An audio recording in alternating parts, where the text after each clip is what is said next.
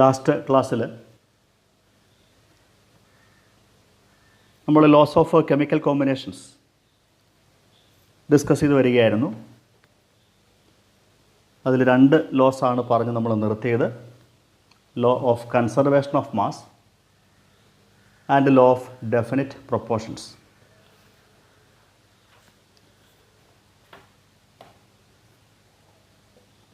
ഇന്ന് നമുക്ക് അതിൽ 3-ാമത്തെ ലോ ഡിസ്കസ് ചെയ്യാം.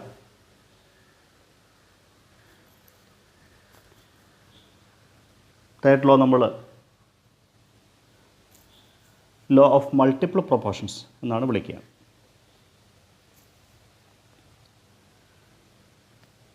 ലോ സജസ്റ്റ് ചെയ്യുന്ന സയൻറ്റിസ്റ്റ് ജോൺ ഡാൾട്ടൺ ആണ്. അപ്പോൾ law of multiple proportions suggested by John Dalton.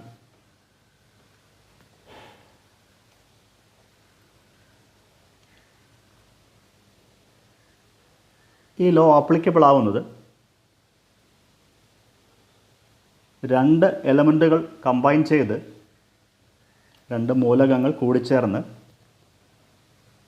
ഒന്നിൽ കൂടുതൽ കോമ്പൗണ്ടുകൾ, ഒന്നിൽ കൂടുതൽ സംയുക്തങ്ങൾ ഫോം ചെയ്യുന്നിടത്താണ് ഈ ലോ നമ്മൾ അപ്ലൈ ചെയ്യുക. വ്യത്യസ്തങ്ങളായ 2 എലമെൻറ്റുകൾ കൂടിച്ചേർന്ന് 2 അതിൽ കൂടുതലോ കോമ്പൗണ്ടുകൾ ഫോം ചെയ്യുക. നമുക്കൊരു എക്സാമ്പിളായിട്ട് 2 എലമെൻറ്റ്സ് എടുക്കാം.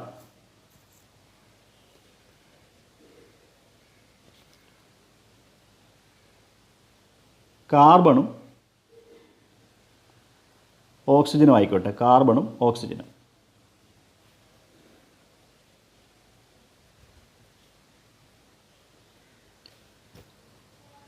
കണ്ടീഷൻസ് മാറ്റിക്കൊടുത്തു കഴിഞ്ഞാൽ ഈ 2 പേര് കൂടിച്ചേർന്ന് 2 ടൈപ്പ് കോമ്പൗണ്ടുകൾ ഫോം ചെയ്യുന്നതായിട്ട് നമുക്കറിയാം. ഇപ്പോൾ ഓക്സിജൻ സപ്ലൈ ഒക്കെ കുറവാണെങ്കിൽ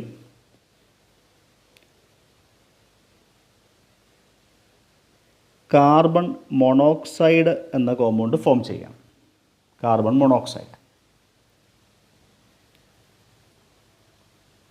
എക്സസ് സപ്ലൈ ഓഫ് ഓക്സിജൻ ഉണ്ടെങ്കിൽ ഫോം ചെയ്യുന്നത് കാർബൺ ഡൈ ഓക്സൈഡാണ്.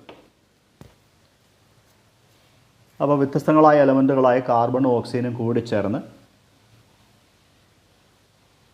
2 കോമ്പൗണ്ടുകൾ ഫോം ചെയ്തിരിക്കുന്നു. കാർബൺ മോണോക്സൈഡും കാർബൺ ഡയോക്സൈഡും. ഈ 2 എലമെൻറ്റുകളുടെയും അറ്റോമിക് വെയ്റ്റ്സൊക്കെ നിങ്ങൾ ചെറിയ ക്ലാസ്സുകളിൽ പഠിച്ചിട്ടുണ്ട്. അപ്പോൾ ഓരോ കോമ്പൗണ്ടിലുള്ള ആ കോമ്പിനേഷൻ്റെ മാസ് നമുക്കൊന്ന് എഴുതാം.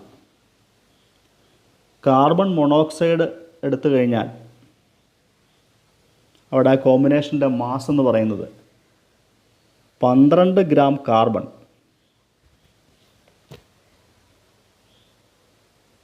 16 ഗ്രാം ഓക്സിജനുമായിട്ട് കൂടിച്ചേർന്നാണ് കാർബൺ മോണോക്സൈഡ് എന്ന കോമ്പൗണ്ട് ഫോം ചെയ്തിരിക്കുക. ഈ 12, 16 ഒക്കെ ഈ എലമെൻറ്റുകളുടെ അറ്റോമിക് വെയ്റ്റ്സ് ആണ്, അറ്റോമിക ഭാരമാണ് എന്ന് നിങ്ങൾക്കറിയാം. സെക്കൻഡ് കോമ്പൗണ്ടിൽ കാർബൺ ഡൈ ഓക്സൈഡിൽ 12 ഗ്രാം കാർബൺ കൂടിച്ചേർന്നിരിക്കുന്നത് 32 ഗ്രാം ഓക്സിജനുമായിട്ടാണ്.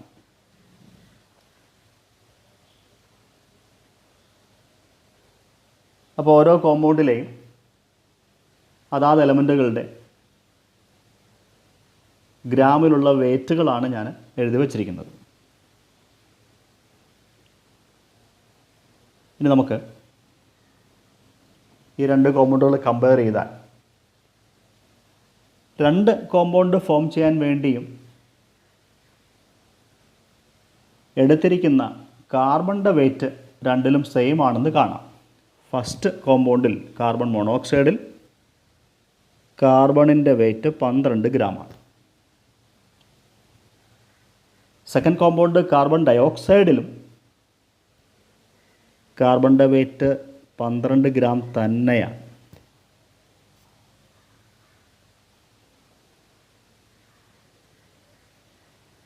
ഈ 12 ഗ്രാം കാർബണുമായിട്ട്, കാർബണിൻ്റെ വെയിറ്റ് രണ്ടിലും ഫിക്സ്ഡ് ആണ്, 12 ആണ്. 12 ഗ്രാം കാർബണുമായിട്ട് കൂടിച്ചേരുന്ന ഓരോ കോമ്പൗണ്ടിലെയും ഓക്സിജൻ്റെ വെയിറ്റുകളുടെ റേഷ്യോ ഒന്നെടുത്താൽ ഒന്നാമത്തെ കോമ്പൗണ്ടിൽ 16 ഗ്രാം ഓക്സിജനുണ്ട്, രണ്ടാമത്തെ കോമ്പൗണ്ടിൽ 32 ഗ്രാം ഓക്സിജനുണ്ട്. അപ്പോൾ ഓരോ കോമ്പൗണ്ടിലെയും 12 ഗ്രാം കാർബണുമായിട്ട് കൂടിച്ചേരുന്ന ഓക്സിജൻ ആറ്റങ്ങളുടെ വെയിറ്റുകളുടെ റേഷ്യോ എടുത്താൽ അത് 16:32 എന്ന് കിട്ടും. അത് ഒരു സിമ്പിൾ ഹോൾ നമ്പർ റേഷ്യോ ആണ്, ഒരു പൂർണ്ണസംഖ്യ അനുപാതമാണ് എന്ന് നമുക്കറിയാം. അതിനെ സിംപ്ലിഫൈ ചെയ്താൽ 1:2 കിട്ടും.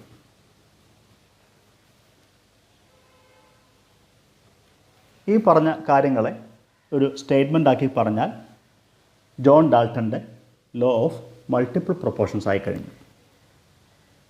അപ്പോൾ നമ്മൾ കണ്ട കാര്യം വേറൊന്നുമല്ല, 2 എലമെൻറ്റ്സ് കൂടിച്ചേർന്ന്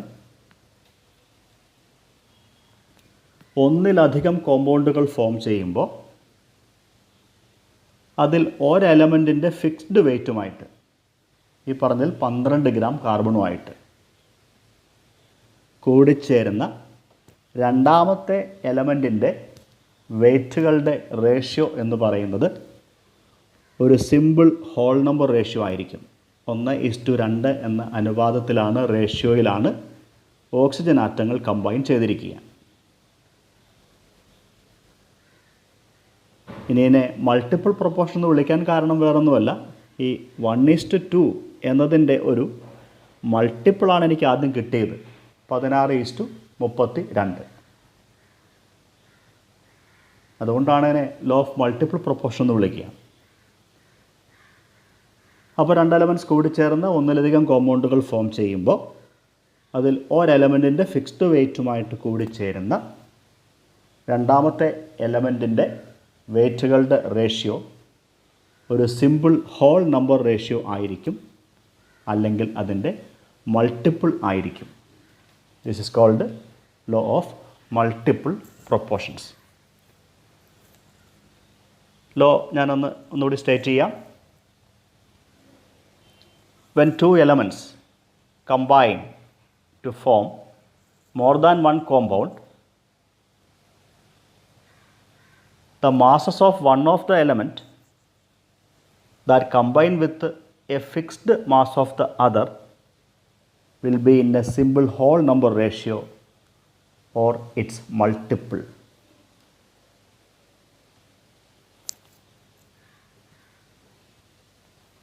അപ്പോൾ കെമിക്കൽ കോമ്പിനേഷനിലെ മൂന്നാമത്തെ ലോയും നമ്മൾ എക്സ്പ്ലെയിൻ ചെയ്ത് കഴിഞ്ഞു. അത് ലോ ഓഫ് മൾട്ടിപ്പിൾ പ്രൊപ്പോർഷൻസ് ആയിരുന്നു.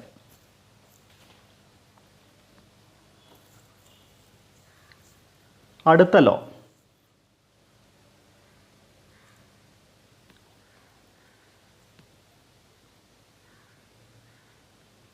അവോഗാഡ്രോസ് ലോയാണ്.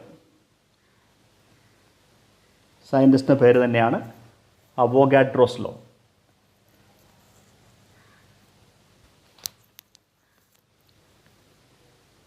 ലോ ശരിക്കും എക്സ്പെരിമെൻ്റലായിട്ട് തന്നെ നമുക്ക് പ്രൂവ് ചെയ്യാൻ പറ്റിയ കാര്യമാണ്. ഗ്യാസുകളുടെ, വാതകങ്ങളുടെ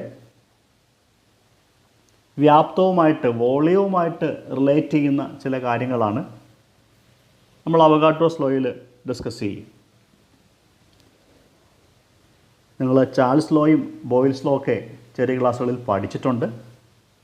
അപ്പോൾ അതിൻ്റെ ഒരു ചെറിയ ഐറ്റം നമുക്ക് ഇവിടെ വേണം. എങ്കിലും അത് ഇല്ലാതെ തന്നെ ഒരു കാര്യം ഒന്ന് ബ്രീഫ് ചെയ്തുകൊണ്ട് നമ്മൾ അവോഗാഡ്രോസ് ലോയിലേക്ക് വരികയാണ്. ഒരു ഗ്യാസിൻ്റെ വ്യാപ്തം, അതിൻ്റെ വോളിയം, ഗ്യാസിൻ്റെ വോളിയം എന്ന് പറയുന്നത് നമ്മളൊരു ഫിക്സ്ഡ് എമൗണ്ട്, ഇപ്പോൾ 1 കിലോഗ്രാം ഹൈഡ്രജൻ ഗ്യാസ് എടുക്കുവാന്ന് കരുതുക. ഈ 1 കിലോഗ്രാം ഹൈഡ്രജൻ ഗ്യാസിൻ്റെ വോളിയം നമ്മുടെ ഇഷ്ടം പോലെ നമുക്ക് മാറ്റാം, ചേഞ്ച് ചെയ്യാം. അതൊരു വേരിയബിളാണ്. അതിൻ്റെ വോളിയം രണ്ട് പേരെ ഡിപ്പെൻഡ് ചെയ്യുന്ന ആശ്രയിക്കുന്ന ഒരു വേരിയബിളാണ്. ആ രണ്ട് പേര് വേറെ ആരുമല്ല, ടെമ്പറേച്ചർ ഊഷ്മാവാണ്, വേറൊന്ന് പ്രഷർ ഗ്യാസിൻ്റെ മർദ്ദമാണ്. അപ്പോൾ ഒരു ഡെഫിനിറ്റ് വെയിറ്റ് ഗ്യാസ് നമ്മൾ എടുത്തു വച്ചാൽ പോലും അതിൻ്റെ വോളിയം തീരുമാനിക്കുന്നതിൽ രണ്ട് പേർക്ക് നിർണായകമായ സ്വാധീനമുണ്ട്. ഒന്ന് ടെമ്പറേച്ചർ കൂടുന്തോറും ഗ്യാസുകൾ വികസിക്കും, അവൻ്റെ വോളിയം കൂടും. പ്രഷർ കൂട്ടും തോറും വോളിയം കുറയും. നമ്മൾ ആ ടേംസിലൊക്കെ വേറൊരു ടോപ്പിക്കിൽ വരുമ്പോൾ അവിടെ ഡിസ്കസ് ചെയ്യാം. തൽക്കാലം ഇത്ര അറിഞ്ഞിരിക്കുക, ഒരു ഗ്യാസിൻ്റെ വോളിയം എന്ന് പറയുന്നത് ടെമ്പറേച്ചറിനെയും പ്രഷറിനെയും ഡിപ്പെൻഡ് ചെയ്യുന്ന ഫാക്ടറാണ്, ഒരു ക്വാണ്ടിറ്റിയാണ്. ഇനി നമുക്ക് അവഗാഡ്രോസ് ലോയിലേക്ക് വരാം.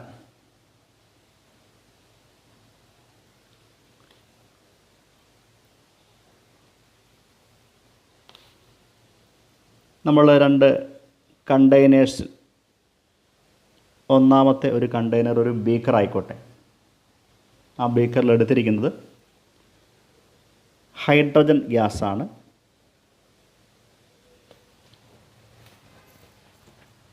ഞാൻ ഹൈഡ്രജൻ ഗ്യാസ് എടുത്തിരിക്കുന്നത്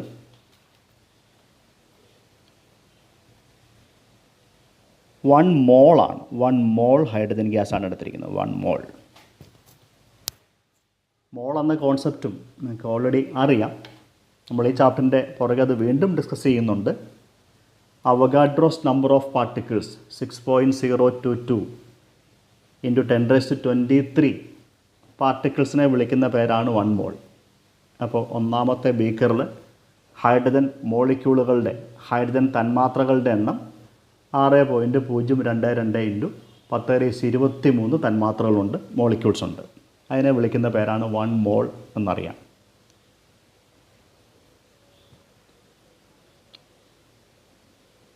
രണ്ടാമത്തെ ബീക്കറിൽ ഞാൻ എടുത്തിരിക്കുന്നത്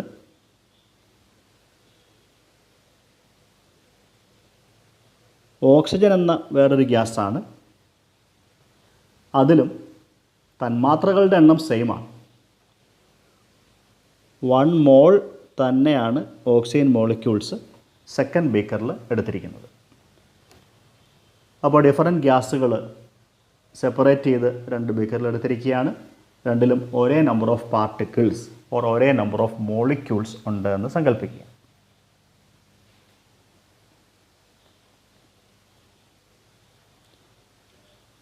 ഇനി ഈ ഗ്യാസുകളെ ഞാൻ കണ്ടീഷൻസ് പറയാൻ പോവാണ്. ഞാൻ നമ്പർ ഓഫ് മോളിക്യൂൾസ് n എന്ന് വിളിക്കുവാണ്. അപ്പോൾ ഒന്നാമത്തെ കേസിലെ നമ്പർ ഓഫ് മോളിക്യൂൾസ് 1 ആണ്, സെക്കൻഡ് കേസിലെ നമ്പർ ഓഫ് മോളിക്യൂൾസ് 1 തന്നെയാണ്. ഫസ്റ്റ് ഗ്യാസിന് ഞാൻ സൂക്ഷിക്കുന്ന ടെമ്പറേച്ചർ, അതിൻ്റെ ഊഷ്മാവ് 273 കെൽവിൻ. ഈ ഗ്യാസിനെ സൂക്ഷിച്ചു വയ്ക്കുന്ന അതിൻ്റെ പ്രഷർ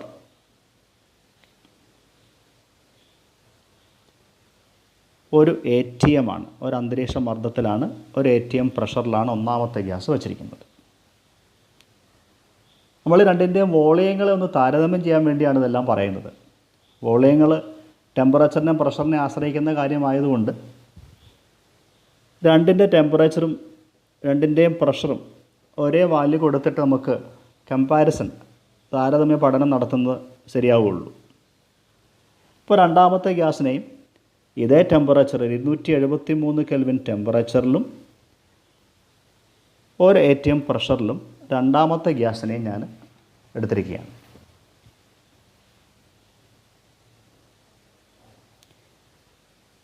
ഇനി ഞാൻ രണ്ടിൻ്റെയും വോളിയം ഒന്ന് അളന്നു നോക്കി. വ്യത്യസ്തങ്ങളായ രണ്ട് ഗ്യാസുകളെ ഒരേ ടെമ്പറേച്ചറിലും ഒരേ പ്രഷറിലും കൊണ്ടുവച്ചു. രണ്ടിലെടുത്തിരിക്കുന്ന നമ്പർ ഓഫ് പാർട്ടിക്കിൾസ് സെയിം ആയിരുന്നു. രണ്ടിൻ്റെ വോളിയം അളന്നപ്പോൾ ഒന്നാമത്തെ ബീക്കറിലിരിക്കുന്ന ഹൈഡ്രജൻ ഗ്യാസിൻ്റെ വോളിയം എനിക്ക് കിട്ടിയത് 22.4 ലിറ്റർ എന്നായിരുന്നു. ഇതെല്ലാം എക്സ്പെരിമെൻ്റലായിട്ട് നമ്മൾ കണ്ടുപിടിക്കുന്ന ഫാക്ടേഴ്സാണ്. സെക്കൻഡ് ബീക്കറിലെ ഓക്സിജൻ ഗ്യാസിൻ്റെ വോളിയവും 22.4 ലിറ്റർ എന്ന് തന്നെയായിരുന്നു.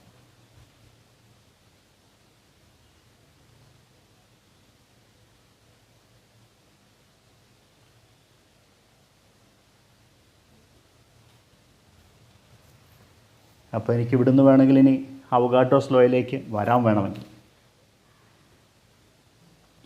ഇനി ഞാനും തിരിച്ചാലോചിക്കാൻ പോവാണ്. ഞാൻ ഈ എക്സ്പെരിമെൻ്റ് കണ്ടക്ട് ചെയ്തപ്പോൾ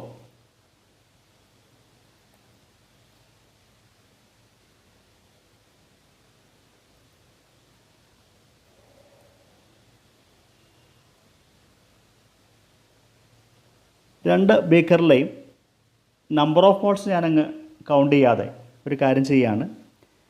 ഞാൻ രണ്ട് വ്യത്യസ്തങ്ങളായ ഗ്യാസുകളെ ഒരേ ടെമ്പറേച്ചറിലും ഒരേ പ്രഷറിലും വച്ചിട്ട് ഞാൻ അവരുടെ വോളിയത്തെ മെഷർ ചെയ്തു.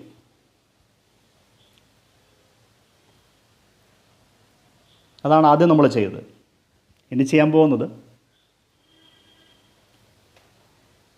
ഒന്നാമത്തെ ബീക്കറിൽ ഞാൻ എടുത്തിരിക്കുന്നത്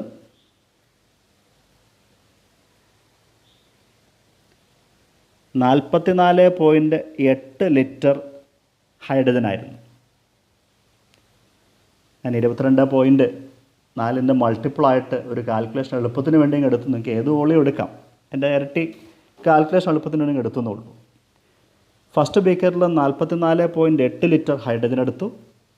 സെക്കൻഡ് ബീക്കറിലും അതേ വോളിയം എടുത്തു, 44.8 ലിറ്റർ ഓക്സിജനും എടുത്തു. ഈ വോളിയം അവർ ഓക്യുപ്പൈ ചെയ്യുന്നത് ഒരേ ടെമ്പറേച്ചറിലും ഒരേ പ്രഷറിലുമാണ്.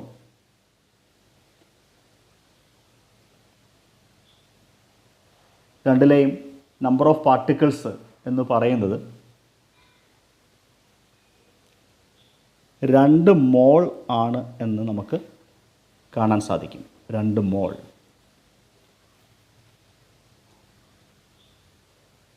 ഒരു മോൾ എടുത്തിട്ട് 273 കെൽവിനിലും ഒരു ATM പ്രഷറിലും വച്ചപ്പോൾ 22.4 ലിറ്റേഴ്സ് ഉണ്ടെങ്കിൽ തിരിച്ച് അതിൻ്റെ ഇൻവേഴ്സും ട്രൂ ആവണം.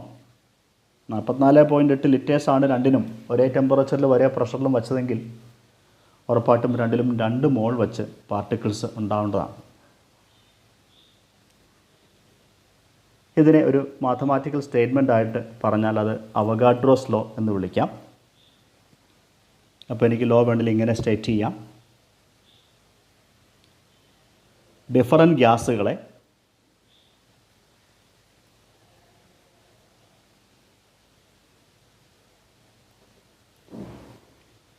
ഒരേ ടെമ്പറേച്ചറിലും ഒരേ പ്രഷറിലും,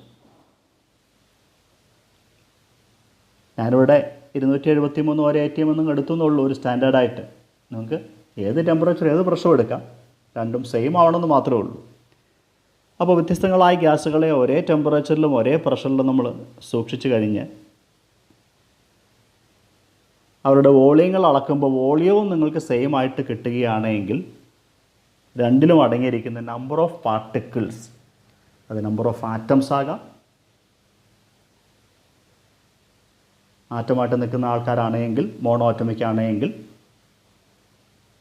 നമ്പർ ഓഫ് മോളിക്യൂൾസ് ആകാം. രണ്ടിലും അടങ്ങിയിരിക്കുന്ന പാർട്ടിക്കിളുകളുടെ എണ്ണം സെയിം ആയിരിക്കും എന്ന് പറയുന്ന സിമ്പിൾ ലോയുടെ പേരാണ് അവഗാഡ്രോസ് ലോ എന്ന് വിളിക്കാം.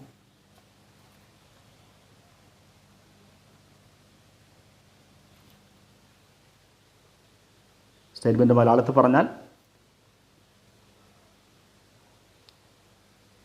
ഒരേ ഊഷ്മാവിലും ഒരേ മർദ്ദത്തിലും രണ്ട് ഗ്യാസുകൾക്ക് ഒരേ വോളിയം ഉണ്ടെങ്കിൽ, ഒരേ വ്യാപ്തമുണ്ടെങ്കിൽ രണ്ടിലും അടങ്ങിയിരിക്കുന്ന നമ്പർ ഓഫ് പാർട്ടിക്കിൾസും തുല്യമായിരിക്കുമെന്ന് പറയുന്ന നിയമമാണ് അവഗാഡ്രോസ് ലോ.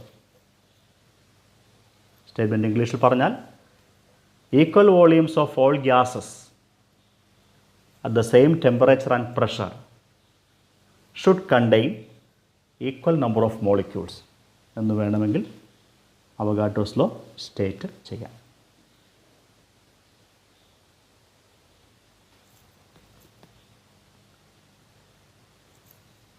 അടുത്തത് ലോസ് ഓഫ് കെമിക്കൽ കോമ്പിനേഷനിലെ ലാസ്റ്റ് ലോയാണ് ഞാൻ അവഗാഡ്രോസ് ലോ ആദ്യം പറഞ്ഞത്.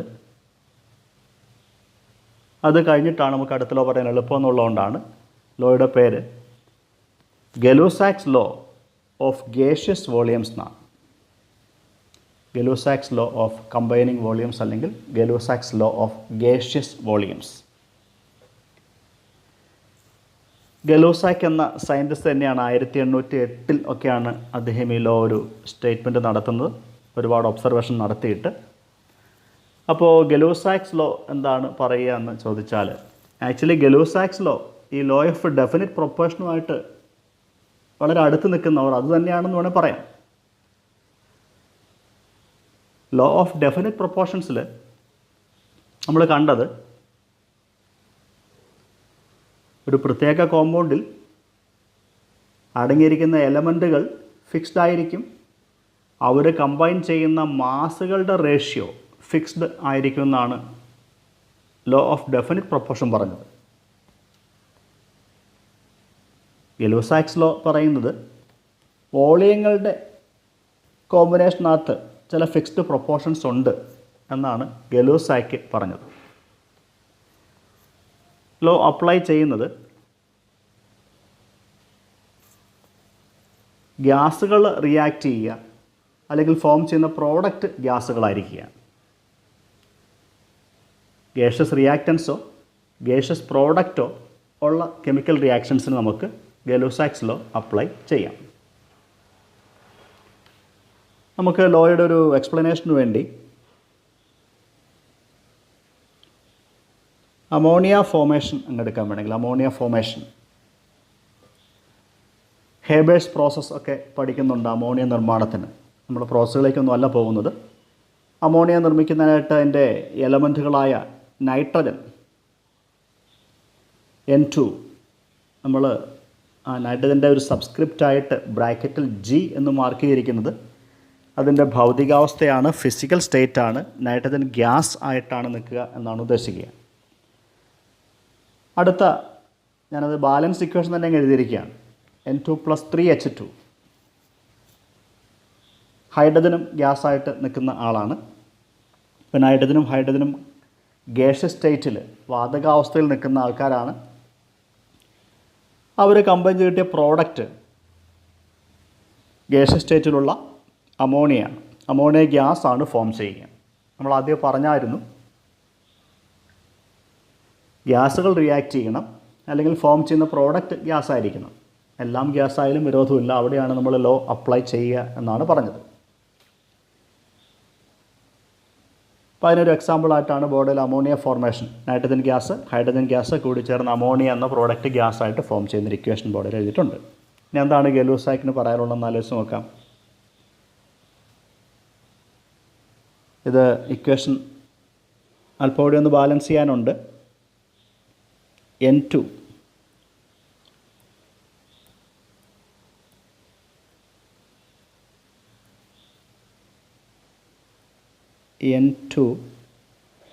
+ 3H2 gives ലെഫ്റ്റ് ഹാൻഡ് സൈഡിൽ 6 ഹൈഡ്രജൻ ആറ്റംസ് ഉള്ളതുകൊണ്ട് അമോണിയ 2NH3 എന്ന് എഴുതേണ്ടി വരും. ഇതാണ് complete balanced equation. N2 + 3H2 gives 2NH3. എല്ലാം ഗ്യാസാണ്.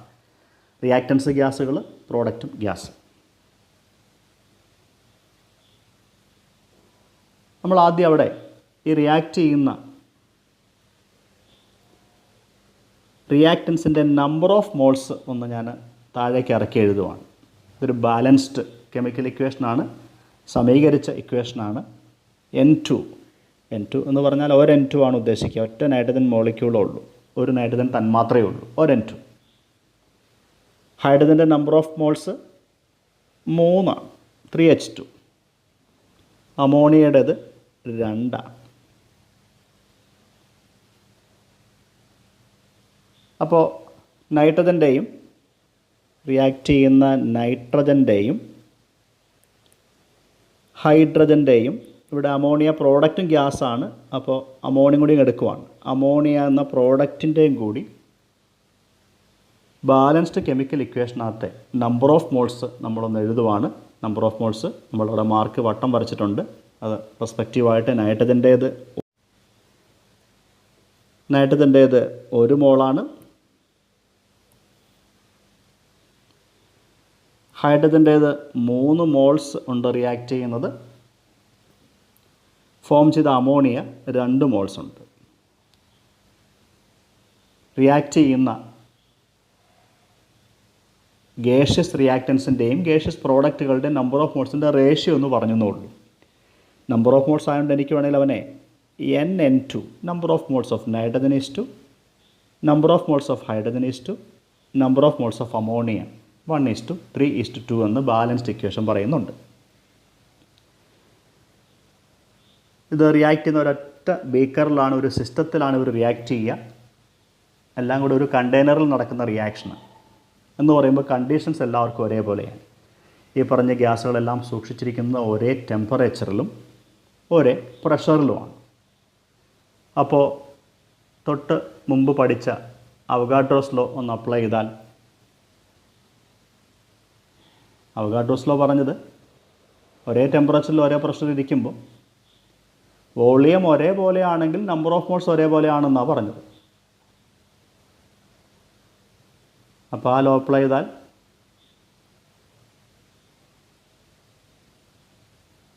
വോളിയം ഇരട്ടിയുള്ള ആളുടേത് നമ്പർ ഓഫ് മോൾസ് ഇരട്ടി ഉണ്ടായിരിക്കണം.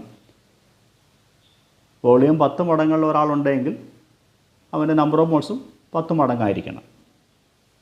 അപ്പോൾ ഞാനീ പറഞ്ഞ ആ മീഡിയത്തിലുള്ള ആളുകളുടെ വോളിയം ഒന്ന് കണ്ടുപിടിക്കുക. എല്ലാവരും ഒരേ ടെമ്പറേച്ചറിൽ ഒരേ പ്രഷറിലും വെച്ചിരിക്കുക. Volume of nitrogen is to volume of hydrogen is to volume of ammonia. എല്ലാ ഗ്യാസുകളുടെയും റിയാക്റ്റൻറ്റുകളുടെയും പ്രോഡക്റ്റുകളുടെയും വോളിയം എത്രയായിരിക്കും എന്ന് എഴുതാൻ പോവുകയാണ്. അവഗാഡ്രോസ് ലോയുടെ ആപ്ലിക്കേഷൻ തന്നെ ഉള്ളൂ. ഈ നൈട്രജൻ എന്ന് പറയുന്ന ബീക്കറിനകത്ത് 1 മോളേ ഉള്ളൂ. അതിൻ്റെ 3 മടങ്ങുണ്ട് ഹൈഡ്രജൻ നമ്പർ ഓഫ് മോൾസ്. നൈട്രജൻ്റെ ഇരട്ടിയുണ്ട് അമോണിയ 2 മോൾസ്. അപ്പോൾ ഉറപ്പായിട്ടും നൈട്രജൻ്റെ വോളിയം എത്രയാണോ അതിൻ്റെ 3 മടങ്ങ് വോളിയം ഹൈഡ്രജൻ ഉണ്ടാകണം. നൈട്രജൻ്റെ വോളിയത്തിൻ്റെ ഇരട്ടി വോളിയം അമോണിയം ഉണ്ടാകണം എന്ന് അവഗാഡ്രോസ് ലോ കേട്ട് കഴിഞ്ഞപ്പോൾ പിടികിട്ടി കാണും. അപ്പോൾ ഞാനതങ്ങ് അപ്ലൈ ചെയ്യുന്നു. ഞാൻ ആ ബീക്കറിലുള്ള ഓരോ കമ്പോണൻറ്റുകളുടെയും വോളിയം അളന്നാൽ, സപ്പോസ് നൈട്രജൻ്റെ വോളിയം 10 ലിറ്റർ എന്നെനിക്ക് കിട്ടിയാൽ 1 മോളുള്ള നൈട്രജൻ 10 ലിറ്റർ ഉണ്ടെങ്കിൽ 3 മോളുള്ള ഹൈഡ്രജൻ ഉറപ്പായിട്ടും 30 ലിറ്റേഴ്സ് ഉണ്ടാകും. 2 മോൾ മാത്രമുള്ള അമോണിയ ഉണ്ടാവുന്നത് 20 ലിറ്റേഴ്സ് ആയിരിക്കും.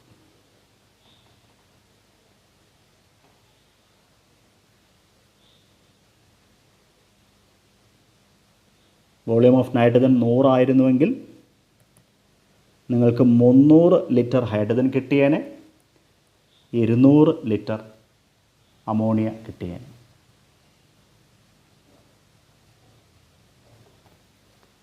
ഇതാണ് ഗെ-ലൂസാക്സ് ലോ ഓഫ് കമ്പൈനിങ് വോളിയംസിൻ്റെ ഒരു സ്റ്റേറ്റ്മെൻറ്റ്.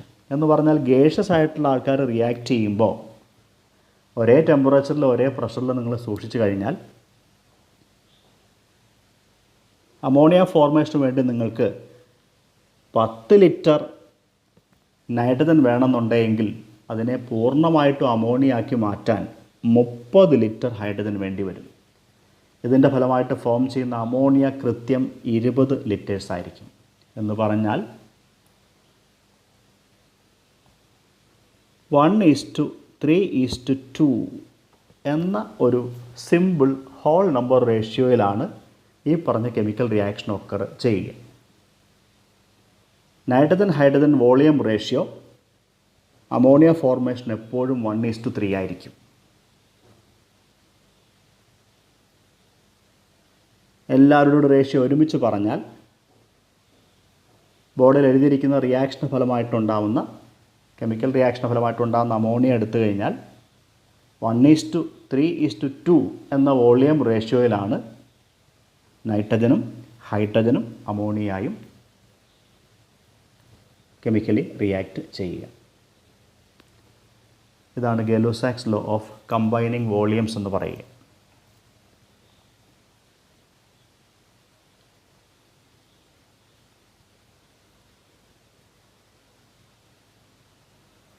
നമ്മൾ ആ ലോ അപ്ലൈ ചെയ്യുന്നത് ഇപ്പം ഇൻഡസ്ട്രിയലായിട്ട് അമോണിയൊക്കെ പ്രിപ്പയർ ചെയ്യുമ്പോൾ ഒരു ഡെഫിനിറ്റ് എമൗണ്ട് അമോണിയൊക്കെ ഉൽപ്പാദിപ്പിക്കാനായിട്ട് എത്ര ലിറ്റർ നൈട്രജൻ വേണ്ടി വരും, അത്രയും ലിറ്റേഴ്സ് നൈട്രജനെ അമോണിയാക്കി മാറ്റാൻ എത്ര ലിറ്റർ ഹൈഡ്രജൻ വേണ്ടി വരും തുടങ്ങിയ കാൽക്കുലേഷൻസിനൊക്കെ നമ്മൾ ഈ ലോ ഇൻഡസ്ട്രിയലായിട്ട് വരെ അപ്ലൈ ചെയ്യുന്നുണ്ട്.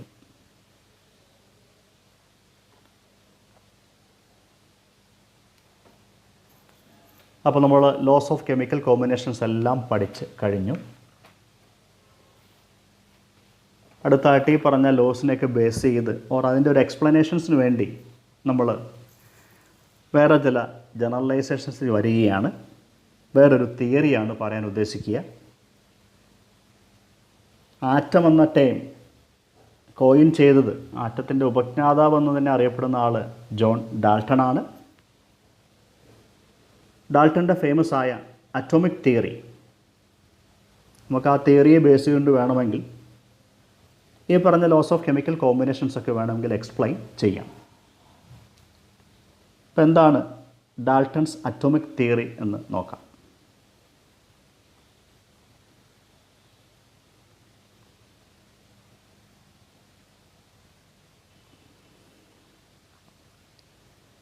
തിയറിയുടെ ഫസ്റ്റ് പോയിന്റ് തന്നെ ആറ്റത്തിൻ്റെ ഡിവിഷനാണ്.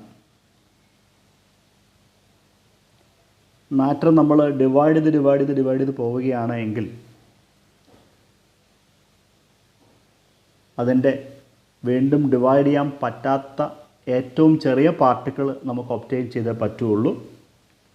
അങ്ങനെ വീണ്ടും ഡിവിസിബിൾ അല്ലാത്ത, വിഭജിക്കാൻ പറ്റാത്ത മാറ്ററിൻ്റെ ഏറ്റവും ചെറിയ പാർട്ടിക്കിളിനെ നമുക്ക് ഒബ്റ്റെയിൻ ചെയ്യും. ആ ഒരു പാർട്ടിക്കിളിനെ ഇൻഡിവിസിബിളായ മാറ്ററിൻ്റെ പാർട്ടിക്കിളിനെ ഡാൾട്ടൺ വിളിക്കുന്ന പേരാണ് ആറ്റം എന്ന് വിളിക്കുക. ഇതാണ് ഡാൾട്ടൺസ് അറ്റോമിക് തിയറിയുടെ ഒന്നാമത്തെ postulate. Matter consist of tiny indivisible particles called atoms. ഡാൾട്ടൻ്റെ അടുത്ത പോയിന്റ്, ഒരു പ്രത്യേക എലമെൻ്റ് നമ്മൾ എടുത്തു കഴിഞ്ഞാൽ, ഇപ്പോൾ കാർബൺ എന്ന എലമെൻ്റ് അങ്ങ് എടുത്തു കഴിഞ്ഞാൽ അതിനകത്ത് ഒരു സാമ്പിൾ എടുത്താൽ അതിനകത്ത് കോടാനുകോടി ആറ്റംസ് ഉണ്ടാകും.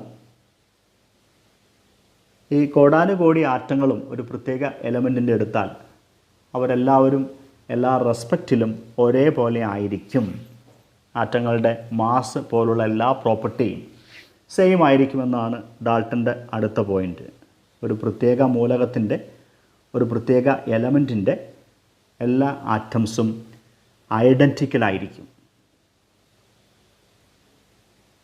അപ്പോൾ ഒരു പ്രത്യേക മൂലകത്തിൻ്റെ എല്ലാ ആറ്റങ്ങളും ഒരേപോലെ ആകണമെങ്കിൽ ഉറപ്പായിട്ടും ഡിഫറൻറ്റ് എലമെൻറ്റ്സ് എടുത്താൽ അവരുടെ പ്രോപ്പർട്ടീസ് ഡിഫറൻ്റ് ആകണം. ഇതാണ് ഡാൾട്ടൻ്റെ അറ്റോമിക് തിയറിയുടെ second point. Atoms of a given element are identical in all respects and atoms of different elements are different properties.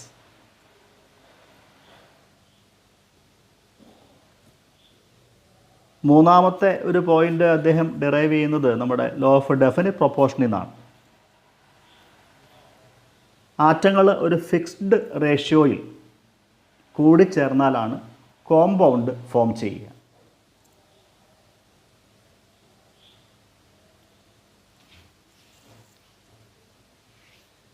Atoms of elements combine in fixed ratio to form compounds.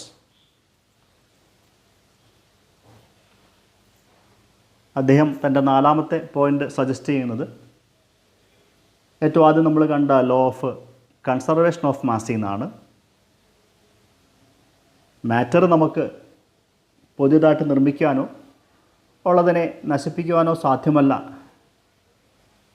എന്ന് പറഞ്ഞാൽ atoms can also neither be created nor destroyed during a chemical reaction. ഒരു chemical റിയാക്ഷനകത്ത് അതിൻ്റെ ഫലമായിട്ട് നമുക്ക് ആറ്റങ്ങളെ പുതിയതായിട്ട് നിർമ്മിക്കാനോ ഉള്ളതിനെ നശിപ്പിക്കുവാനോ സാധ്യമല്ല.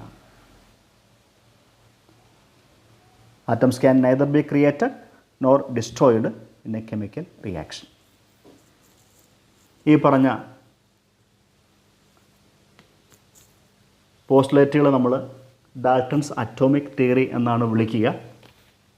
അതിനകത്തെ പല പോയിന്റുകൾക്കും പിന്നീട് കറക്ഷൻസൊക്കെ വരുത്തിയിട്ടുണ്ട്.